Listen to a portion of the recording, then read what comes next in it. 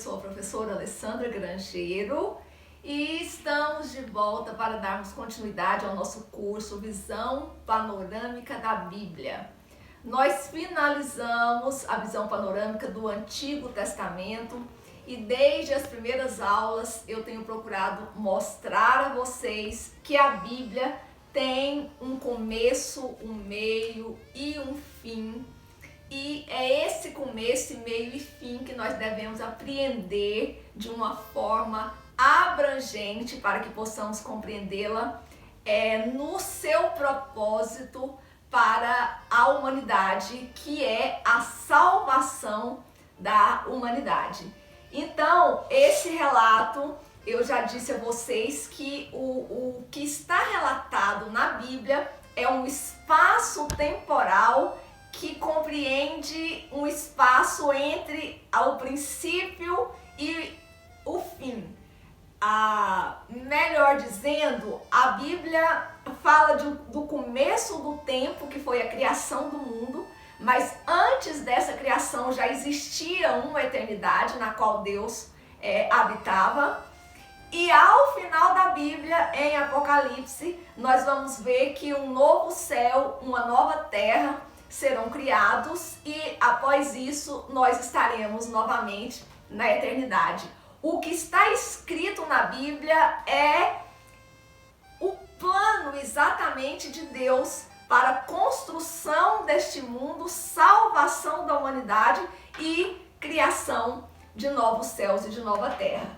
Então, nesse sentido, é muito importante eu compreender a Bíblia sabendo que há uma unidade entre o Antigo Testamento e o Novo Testamento. Isso significa que para eu compreender bem o Novo Testamento, eu vou compreendê-lo à luz do Antigo Testamento. E para eu compreender bem o Antigo Testamento, eu irei compreendê-lo à luz do Novo Testamento, não é? E o que é que dá unidade exatamente ao Antigo e ao Novo Testamento? É justamente a vinda de Jesus. Porque desde Gênesis a vinda dele é anunciada. E todos os profetas falaram da vinda de Jesus. Havia a expectativa da vinda desse Messias. E os evangelhos nos relatam exatamente o cumprimento dessa promessa, desse Salvador que veio ao mundo, morreu e ressuscitou e que neste momento nós, a Igreja do Senhor, estamos aguardando novamente a vinda dele para buscar a igreja naquilo que nós conhecemos e esperamos, temos esperança, que é o arrebatamento da igreja. Então, nós veremos o porquê o Evangelho de Mateus começa com a genealogia de Jesus. É como se Mateus dissesse: olha, sabe as promessas que Deus fez para Abraão e para Davi? Essa promessa foi cumprida em Jesus Cristo, porque esse Jesus Cristo é filho de Davi, filho de Abraão. É assim que começa a genealogia no Evangelho de Mateus. Então, esse fluxo histórico que eu tenho apontado que há na Bíblia, esse fluxo caminha então do Antigo e vai até o Novo Testamento. Nesse sentido, eu tenho sempre apontado que nós estamos vendo a Bíblia a partir de uma perspectiva histórica, não é? Então, o Antigo Testamento, além da criação do mundo, né, e de todas as coisas, vai falar da criação da história de Israel e todos os eventos relacionados à história desse povo, né, que construiu uma grande nação, mas que perdeu essa nação. O Antigo Testamento finaliza ali nos livros de Esdras e Neemias. Depois que essa nação foi dispersa em cativeiro, Deus havia prometido, como nós vimos com os profetas, especialmente o profeta Jeremias, que o povo voltaria à terra. E de fato o Antigo Testamento termina com essa promessa de retorno do povo. Mas o que nós vimos é que quando termina o Antigo Testamento, a nação de Israel não tem de forma alguma o esplendor que foi alcançado nos dias dos reis Davi e Salomão. Se dentro dessa perspectiva histórica o Antigo Testamento trata dessa história e dos eventos relacionados à nação de Israel, no Novo Testamento vai falar da vinda de Jesus e, portanto, vai falar do cumprimento das promessas que Deus fez a Abraão e a Davi. E, conforme veremos lá no livro de Atos, a inauguração da igreja e o desenvolvimento do período da igreja, que é o período que nós conhecemos como o período da dispensação da graça. Tendo finalizado esse período, e aí dá sequência a esses eventos históricos, né? Aí é o Novo Testamento que vai dar essa sequência. Nós estamos nesse período da graça. Finalizando esse período, virá o período que nós chamamos de grande tribulação. Esses fatos estão relatados lá no livro de Apocalipse, que é o último livro, né, do Antigo Testamento. Terminada a tribulação, que é um momento do retorno da história do povo de Israel, porque nós cremos que nós estamos vivenciando o período da igreja. Esse período vai ser finalizado com o arrebatamento, ou seja, com o retorno de Jesus para buscar somente aqueles salvos em Cristo, aqueles que fazem parte da igreja verdadeira do Senhor Jesus Cristo, da igreja universal, né, do Senhor Jesus Cristo. Passado o arrebatamento, termina então esse período da graça, que é o período da igreja, e com o entendimento das profecias do profeta Daniel, no que se referem às 70 semanas, nós entendemos que a semana da tribulação é a última semana de tratamento de Deus com o povo de Israel, para que ao final a nação de Israel seja mesmo estabelecida aqui na terra, que é o período do milênio. E depois do milênio, finalmente, um novo céu e uma nova terra serão reconstruídos, e a partir daí, efetivamente, o reino de Deus terá sido restabelecido e nós entraremos todos para a eternidade e viveremos felizes para sempre, de verdade. Isso aqui não é um conto de fadas. Viveremos felizes para sempre no reino que foi e será, aliás, né, será estabelecido por Deus, um reino onde não haverá mais morte, um reino onde haverá justiça e paz para sempre. E então, nessa sequência que nós veremos de forma sempre panorâmica, mas passo a passo, nós vemos toda essa unidade entre o Antigo Testamento e o Novo Testamento, e como essas duas partes, né, que compõem a Bíblia efetivamente revelam um plano muito grandioso de Deus, que é o estabelecimento dele do reino aqui, não é? Então, o conteúdo do Novo Testamento vai consistir na revelação desse novo pacto, né, dessa nova aliança. Nós já vimos que testamento significa aliança ou pacto. Então, Jesus vem para efetivamente estabelecer essa nova aliança com o povo de Deus, não é? E o Novo Testamento é formado por 27 obras que foram escritas por 9 autores diferentes. Esses livros aqui foram escritos provavelmente a partir de 45 depois de Cristo, e eles todos foram finalizados por volta de 100 depois de Cristo. Todas as alusões históricas que nós percebemos aqui no Novo Testamento dizem respeito a acontecimentos desse primeiro século, né? Por isso, então, os estudiosos entendem que até o ano 100 todo o Novo Testamento já estava escrito. Uma outra questão que eu gostaria de apontar nessas considerações iniciais é que a Bíblia, de uma forma geral, foi organizada de uma forma lógica e não de uma forma cronológica.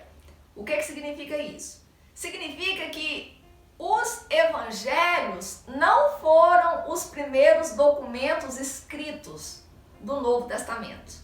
Os primeiros documentos que foram escritos foram as cartas de Paulo. Mas quando foram organizar a Bíblia, né, o cânone ou o cânon da Bíblia, os livros que realmente fariam parte desse livro sagrado, os homens que foram usados por Deus usaram então o critério da lógica. O critério da lógica é colocar o Evangelho de Mateus, que começa com a genealogia de Jesus, apontando que ele é um descendente de Abraão e de Davi. Então faz uma passagem, uma transição muito bem feita entre o Antigo e o Novo Testamento, não é? Nós vimos uma outra questão que eu quero falar com vocês nesse início aqui introdutório, é que quando nós finalizamos o estudo do Antigo Testamento, nós vimos que a nação de Israel havia sido dividida. 10 tribos foram para o norte, 2 tribos para o sul. 10 tribos foram levadas cativas pela Síria e cerca de 100 anos depois, as 2 tribos foram levadas para a Babilônia. 70 anos depois, esse povo retorna da Babilônia para Jerusalém. Lá nós vimos em Esdras e Neemias a reconstrução do templo, a reconstrução dos muros de Jerusalém. Então, esse período é o período histórico do domínio dos Medo-Persas.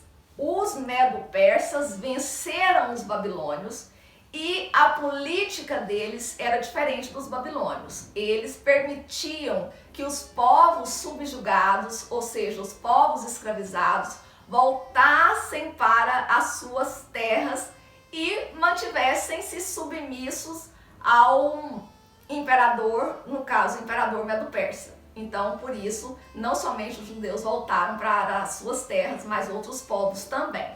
E aí finaliza o Antigo Testamento.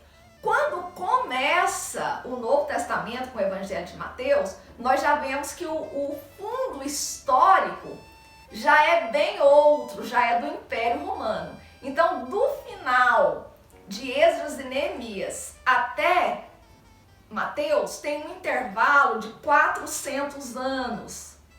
E efetivamente não tem nenhum livro escrito nesse período. Normalmente, estudiosos chamam esses 400 anos de silêncio, né? Não há manifestação explícita de Deus e não foi nenhum livro escrito durante esse período. Porém, sobre esse período, nos falou o profeta Daniel, né? Então, por isso é um período de silêncio, mas antes de efetivamente haver esse silêncio, Deus já havia dito o que aconteceria durante esse período. Então, nas visões do profeta Daniel, ele viu, e a Bíblia revela, né, que depois do Império Medo-Persa haveria o Império Grego. Esse Império Império Grego seria dividido em 4 partes depois da morte súbita de Alexandre o Grande. E da divisão entre esses 4 generais de Alexandre, 2 se destacaram: Ptolomeu no Egito e Seleuco na Síria. Então, depois desse período de Esdras e Neemias, houve a ascensão do Império Grego, a queda do Império Grego e uma sequência de domínio entre o Egito e a Síria. Não a Síria, Síria apenas, não é? Então era o período do domínio dos Ptolomeus, relacionados a Ptolomeu, e o período dos Seleucidas, relacionado a Seleuco. Durante esse período, ora a nação do povo de Deus estava sob o domínio dos egípcios, ora sob o domínio dos sírios, até que o Império Romano se levanta, também visto por Daniel, até que esse império se levanta e domina a Síria, domina o Egito e, por consequência, também os judeus agora estão sob o domínio do Império Romano. Contexto histórico este em que a Bíblia chama de plenitude dos tempos, né? Que foi a vinda de Jesus, ou seja, Jesus veio nesse período histórico caracterizado pelo maior império que a história conhece, não é? Então, esse Império Romano, ele dominou parte da Europa, porque ele chegava até a Grã-Bretanha, parte da África, porque ele se estendia-se do rio Reno para o Egito, e a Ásia Menor. Portanto, esse império estabelecia uma conexão entre Europa, África e Ásia, e isso foi essencial para a divulgação do cristianismo, e foi essencial para facilitar, inclusive, as viagens missionárias do apóstolo Paulo, né, que era um cidadão romano. Então, com o domínio de Roma, Roma fez uma série de mudanças, de melhorias na infraestrutura, melhorou as estradas, melhorou o sistema de correios. Então, a vinda de Jesus, preparada por Deus na plenitude dos tempos, foi um momento essencial de, digamos assim, facilidades, né, para a divulgação do Evangelho. Inclusive porque várias sinagogas estavam espalhadas ao longo desse império e facilitava, então, a pregação do Evangelho também nas sinagogas. Como é dividido o Novo Testamento? O Novo Testamento, ele se divide da seguinte forma: ele tem os evangelhos, né? Mateus, Marcos, Lucas e João. Tem o livro histórico, que é um livro dos Atos dos Apóstolos, que vai dar sequência à narrativa do livro do Evangelho de Lucas, inclusive foi escrito pelo mesmo autor, né, por Lucas.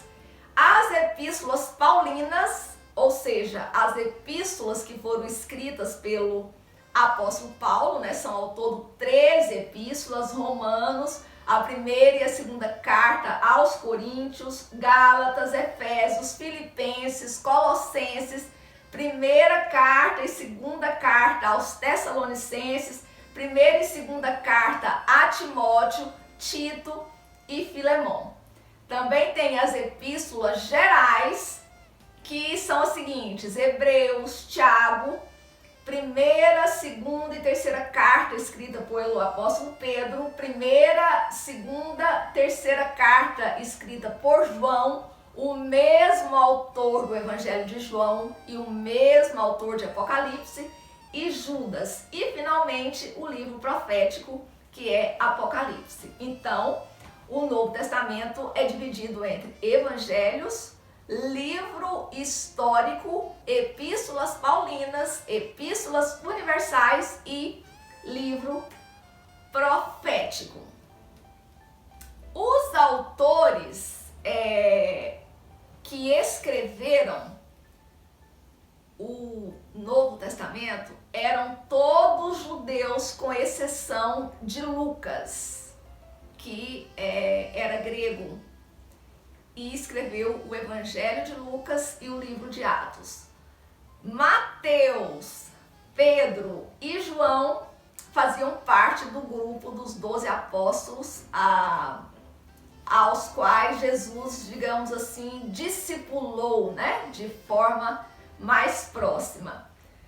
Marcos, Judas e Tiago haviam trabalhado na igreja primitiva e estavam sempre em contato com o grupo apostólico ainda antes da morte de Jesus.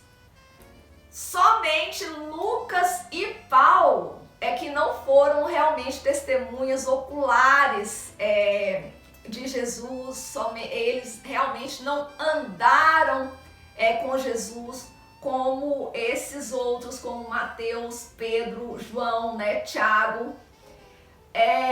Mas eles os seus escritos foram muito bem aceitos e o apóstolo Paulo teve uma experiência grandiosa com Jesus, conforme nós veremos quando estivermos vendo o livro de Atos. Então, nós vamos ficar por aqui com essas considerações iniciais sobre o Novo Testamento e na próxima aula nós voltaremos para aprendermos um pouco sobre os evangelhos e vamos fazer em 2 blocos, Mateus e Marcos, com um pouquinho de ênfase em Mateus, e eu vou explicar por quê na próxima aula, e posteriormente Lucas e João. Até lá!